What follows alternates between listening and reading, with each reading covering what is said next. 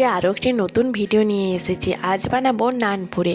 তো প্রথমে আমি একটি সসপ্যানে একটু জল গরম করে নিয়েছি, খুব বেশি গরম হবে না, আঙুল ডুবিয়ে রাখা যায়। এরপর আমি ওটার সাথে 3 চামচ চিনি এবং হাফ চামচ ইস্ট দিয়ে ওটাকে ঢাকা দিয়ে 10 মিনিটের জন্য সাইড করে রেখে দিলাম। এরপর নান বানানোর জন্য এই বাটিটির 1 বাটি ময়দা এবং তার সাথে 1 চামচ বেকিং পাউডার এবং 3 চামচ গুঁড়ো দুধ এবং স্বাদ মতো লবণ ও শুকনো উপকরণগুলি দিয়ে ভালো করে মেখে নিতে হবে।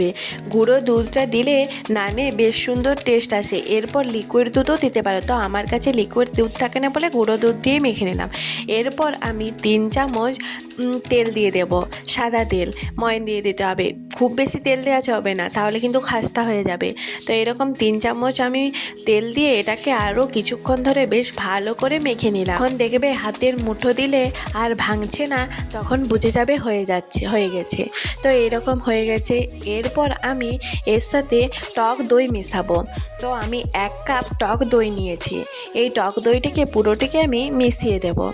তো এরপর এটিকে ভালো করে মেখে নিতে হবে। টক দইটা দেওয়ার পরে দেখবে অনেকটা মাখা হয়ে যাবে। তো এটা দিয়ে খুব সুন্দর করে ভালো করে মেখে নিচ্ছি। ভালো করে অনেকক্ষণ ধরে একটু মেখে নিলাম।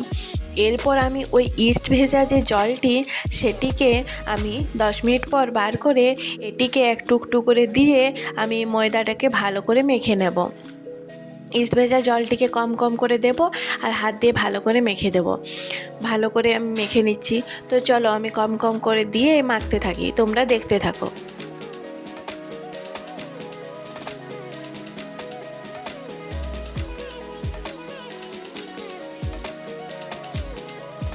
এই যে আমার মাখা হয়ে গেছে। তো আমার পুরো জলটাই লেগেছিলো, যতটা জল দিয়েছিলাম পুরোটাই লেগেছিলো।